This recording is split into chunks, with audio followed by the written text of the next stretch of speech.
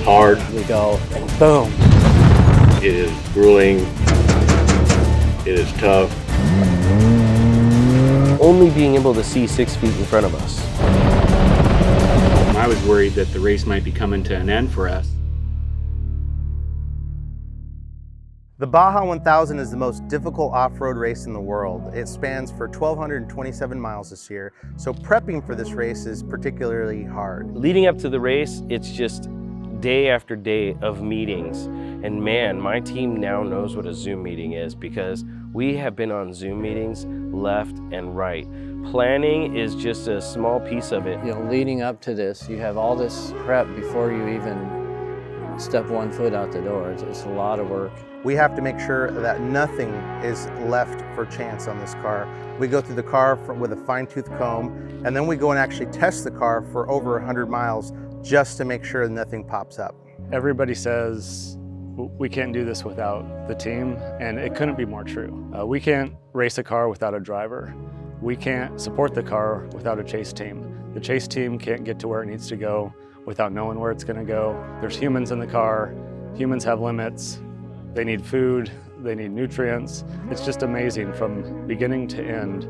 Every piece and part, every individual that contributes is a requirement. None are any more important than the other when you really get down to it, because you can't get to the end and win this race without every single person that we have on this team.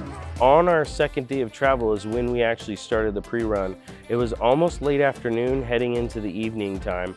We got up to race mile 393, which is where we were taking over the car, and my co-driver went for about 100 miles, maybe 50 miles before he got sick. So I pulled over, and it gave me a chance to walk the course. So I ended up walking a quarter mile of the course, marking some spots that were a little bit better lines than the actual race course, or at least what we thought would be better lines was less rocky, less bumpy. This pre-run was significantly different. The 3 drivers and their teams were all separated down different areas of the peninsula, and like we didn't even see each other for a week and a half, which we're normally all kind of together. Day 2 was awesome. We went from Bay of LA.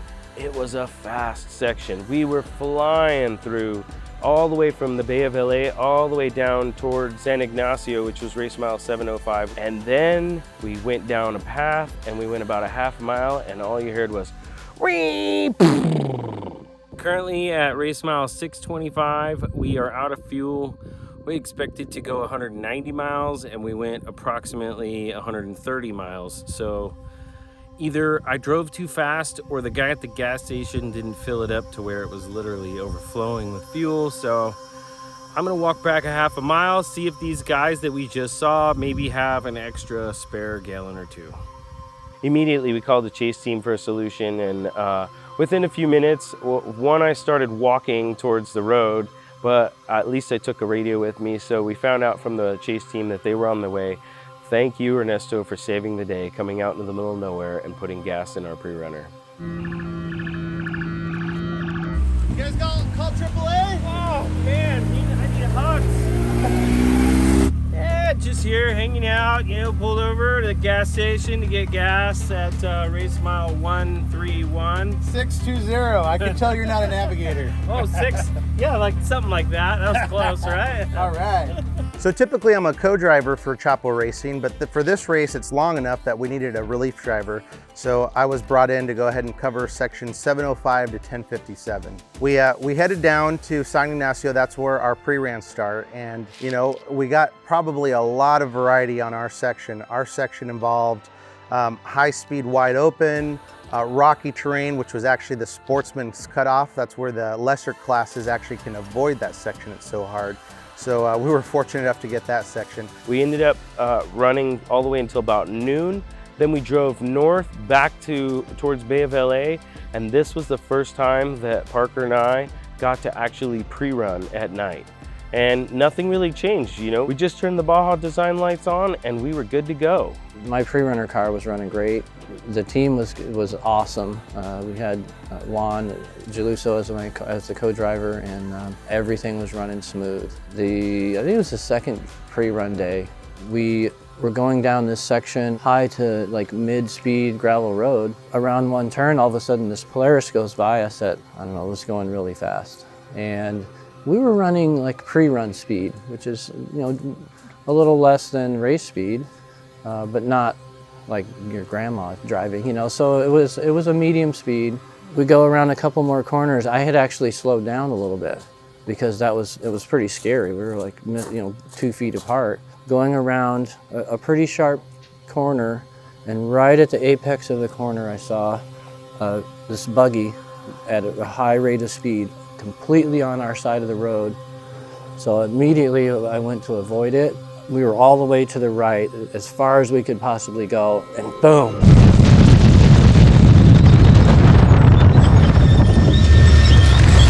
We ended up hitting their front wheel with our back tire. Knocked us over. I realized we're going off. I thought we lost the whole wheel and suspension and everything. It hit so hard, I thought we're toast. That was, the car's destroyed, you know. And it was amazing. Like, we looked at the car, and you visibly couldn't see anything wrong with it. And we drove back up the embankment, and I couldn't believe that it survived that hit. It was crazy. Yeah, so we were really, really lucky, because it could have been so much worse in many ways. We took that CanAm 2022 and we just sailed from 1053 all the way to the finish. Not a single issue.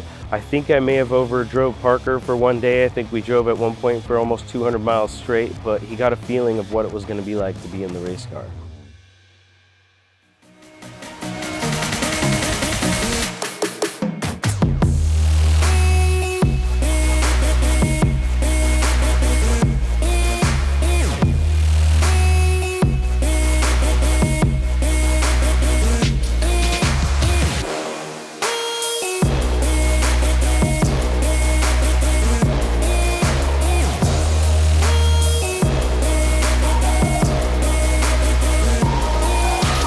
It was really nice to have Contingency back downtown. The fans were out in force.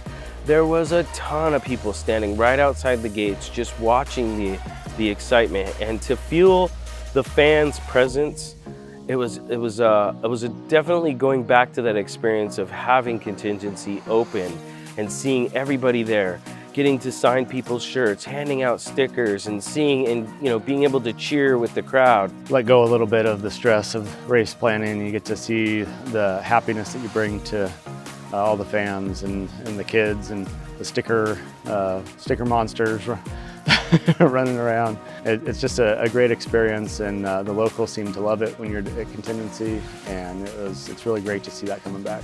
So talk about stress level 12. We're at Tech and Contingency, and we initially got told that we could not race the car the way it is. They didn't like something about it.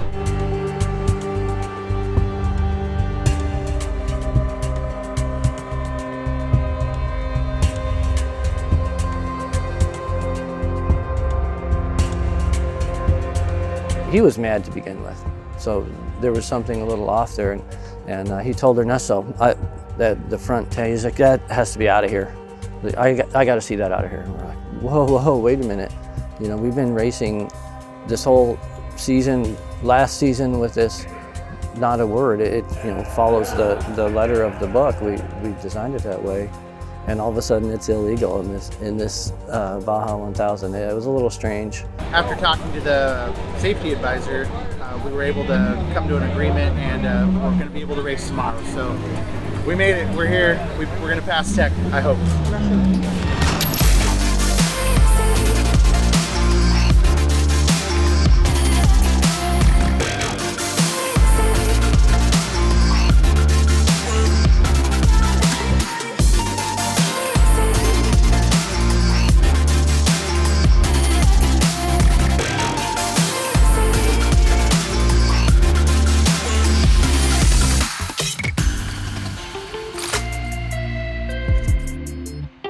We're about to eat some tacos, go get organized, put some fuel in some chase trucks, put the fuel in the race car, finalize everything, start the race tomorrow at approximately 11 a.m.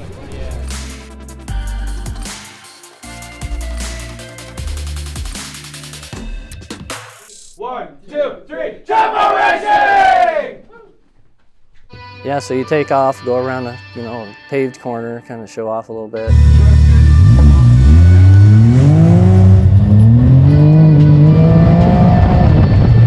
That's just this green LED light that pops up and go, go, go.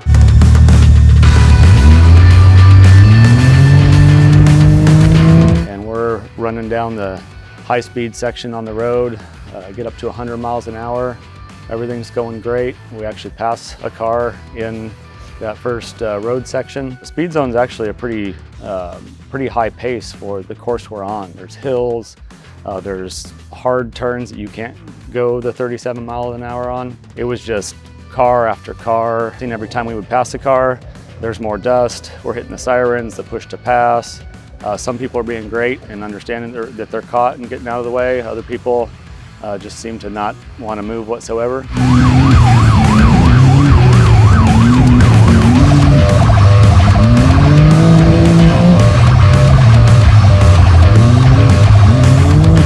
Cars not even in our class, like not letting us by and following them for a long time. Horn blaring, lights going. Right there, and they just wouldn't move.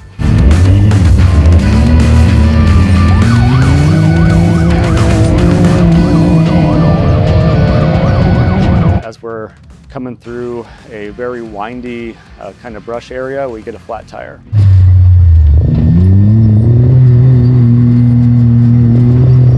And we pull out right in front of all these spectators. And it was like I had to put on a show. A couple come over, want to try to help out. It's really hard because a lot of the ratchet straps and everything, there's not a lot they can do, but I think I did a great tire change, got back in the car. I think it was somewhere around 5 minutes. We've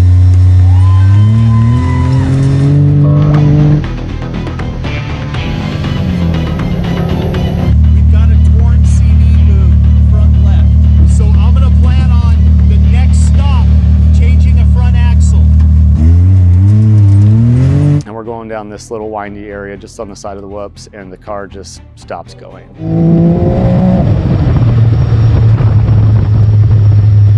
Your heart drops. We're only about 175 miles into a 1,250 mile race.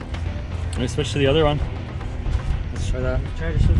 And Mike and I started just thinking through what was going on. Let's try the other fuel pump. Try it. Flip the switch, let's try it. It starts right up, and we both look at each other, okay, let's go.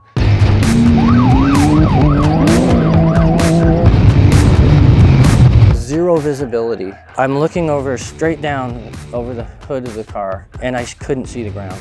You have to wait. You wait a second, and you pick out. Oh, like okay. So we go this way. Like okay, there's the course. I'm like, we on course, and all of a sudden, oh, we hit a tree. We had this big bush. You can't see 2 feet. Car crosses race mile 230. We're gonna head out to our position, which is around 385, and we will be taking over the car.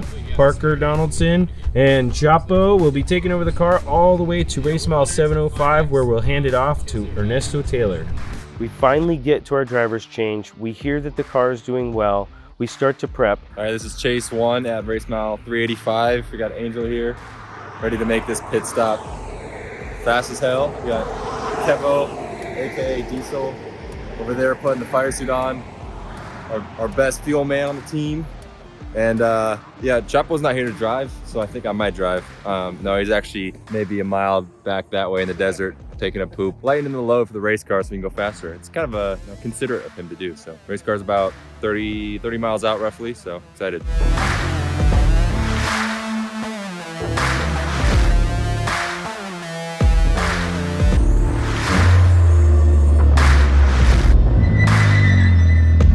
The car comes in, and it was like an orchestra, a full team that just reacted to everything that they needed to, proactively just was ready to go. And we're out of the car and in the car in maybe 2 minutes. The car's fueled and ready to go, and we were off, right headed into the night.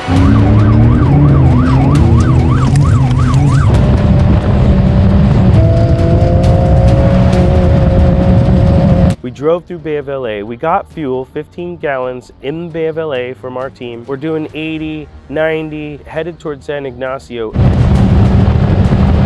Eventually the fog rolls in. We're not sure if it's dust or fog.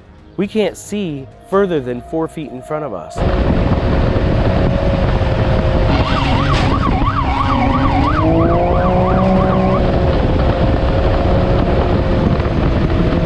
But we knew exactly what we were racing. We had planned for this, and we had actually pre-ran perfectly to mark every single spot where there was going to be a bump, a turn, anything. So we were able to drive in the fog at 70 miles an hour plus, only being able to see 6 feet in front of us.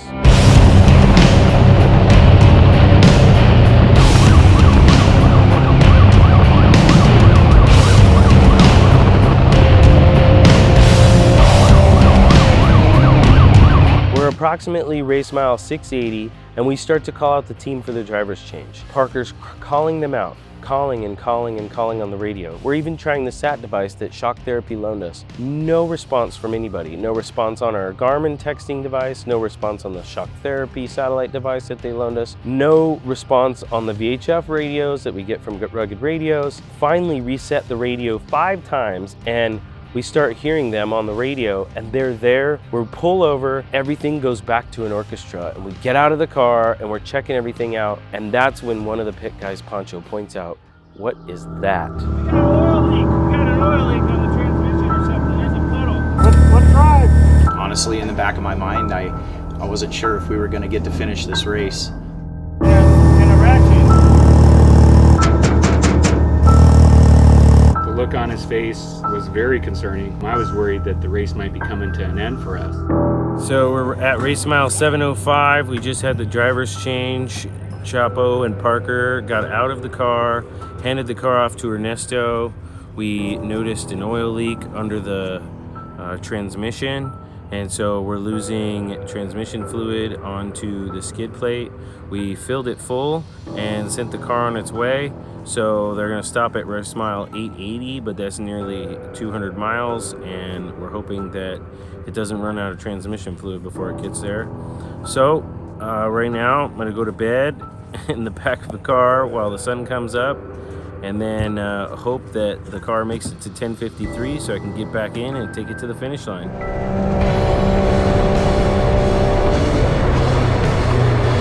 After having total light failure in the fog at night, we thought nothing else could go wrong. We were driving in so much fog, everything on the car completely got drenched, and our intercom system went down.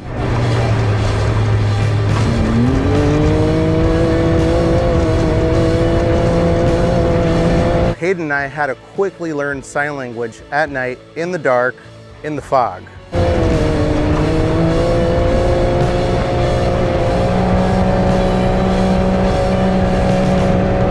At about race mile 840, when we were in a tight, twisty, rocky area, the power steering went out. This made it very difficult to drive the car in 4-wheel drive.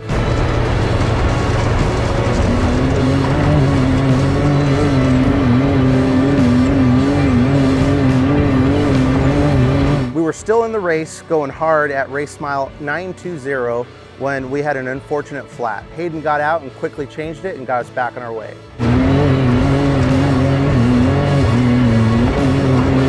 At race mile 935, we made a quick pit stop just to add some fuel to the car.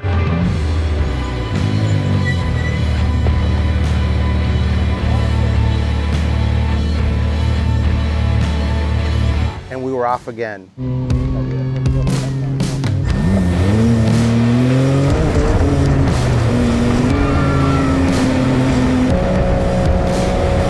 In the whoops, when I saw probably the most horrific thing I've ever seen in a race.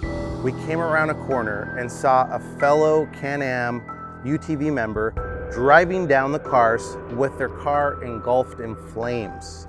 We continued on, but for about the next 30 minutes, I could not get that image out of my head. We continued with speed to driver's change at race mile 1057.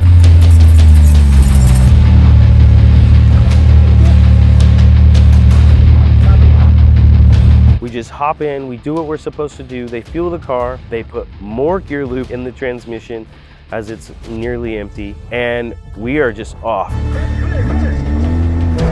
as I'm driving, I'm thinking, how am I going to do nearly 300 miles with no power steering?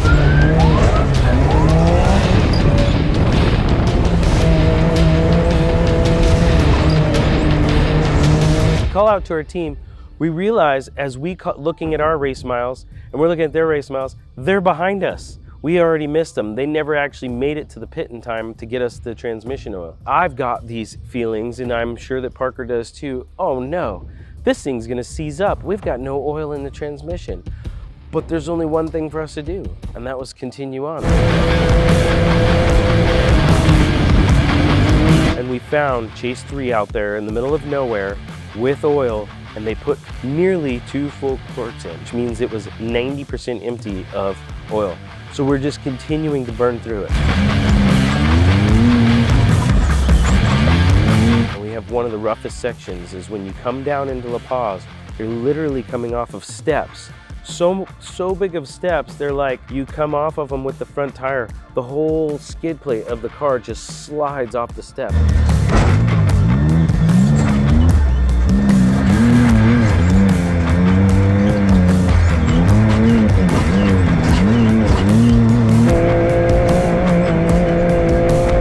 Now we come into the speed zone. We don't celebrate yet, but I think in our minds we start celebrating. Just about nothing cooler ever in my life.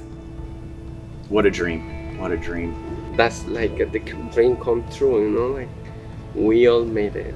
And finally that race car comes across the line and you get chills and you see the car and you just want to run around and hug all your teammates and everybody that made this possible. It was pretty awesome.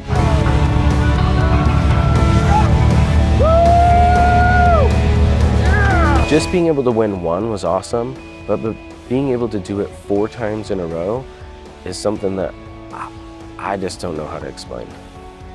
Awesome. Man, when that car came over the finish line, all this season, all the work, everything's going through my mind. Baja 1000 Peninsula run.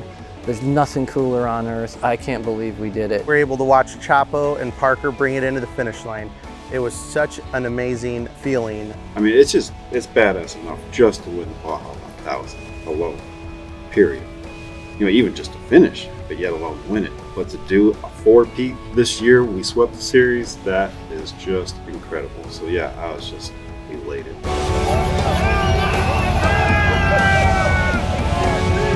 The amount of energy that the team had was just overpowering and feeling, and it made me smile from ear to ear.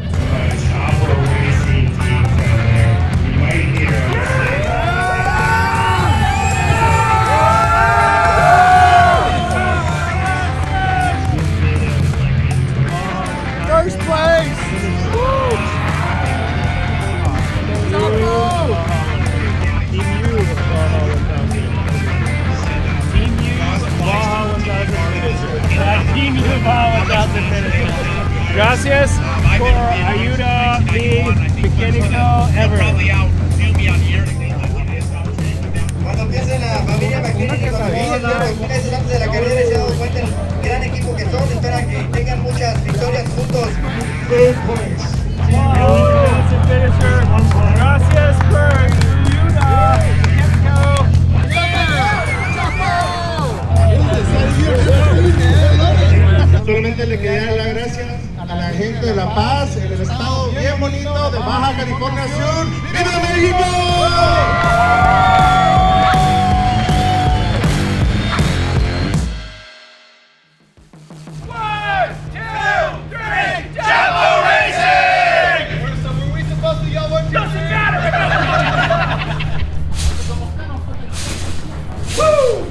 Getting a little quiet here.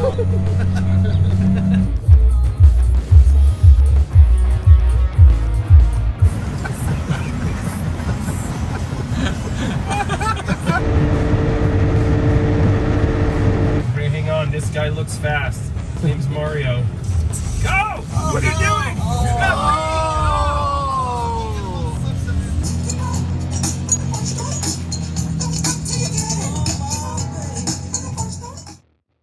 So to successfully finish 4 Baja races and do well at it You can't do that without a lot of important sponsors behind you. I'd really like to thank first CanAm for building just such an amazing platform from which we've made a slightly modified car into a race car. I'd like to thank Lone Star Racing.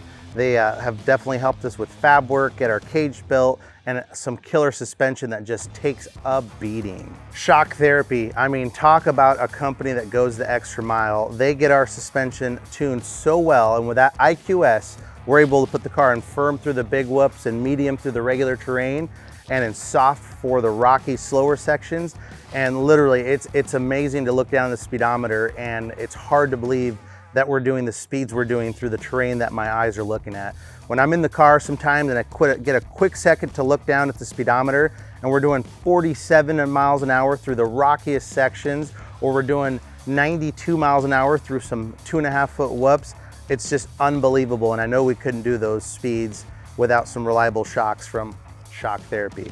Factory UTV, talk about a company that makes a quality product. They make some skid plates that we put underneath all our pre-runners, our race car, and they just hold up and take an amazing beating. Evo Power Sports, man, talk about giving you that extra 10% that you need when you need it the most. When you need to get around that car and factory power isn't enough, Evo Power Sports to the rescue.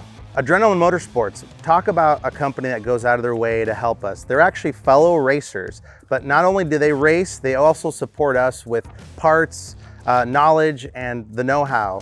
They're an amazing company to be doing business with. Method Race Wheels, man, what a strong rim. We had 0 rim failures in 1,227 miles.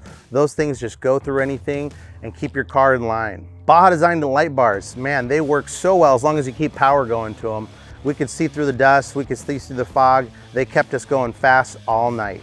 Really want to thank KWI Clutching. Chris over there, he's an amazing guy. He's always there when we need him, and he can answer any question anybody has about clutching. He's the go-to guy, he's the guru. Actually, for this race, we used for the first time the Rugged Radio M1 race radio, and talk about performance. We were talking to our chase crew at some points at 60, 70 miles away, and it was just unbelievably clear, and it worked really well.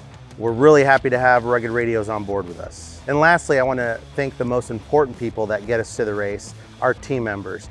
Danny that works on the car throughout the night, Castle that's here in case anything happens to the car during the race, Brian, Minyo, Poncho, everybody that's here at our race. I really want to thank Hayden for trusting me to get in with me and be my co-driver for the Baja 1000. I want to thank Parker, our video guy, and also the number 5 co-driver, for going in with Chapo and then getting his feet wet the hard way. I want to thank everyone that has helped us get us here. Our team members have been amazing. You know, the 26 people it took to do this Baja 1000, we couldn't have done it without them. So thank you guys very much.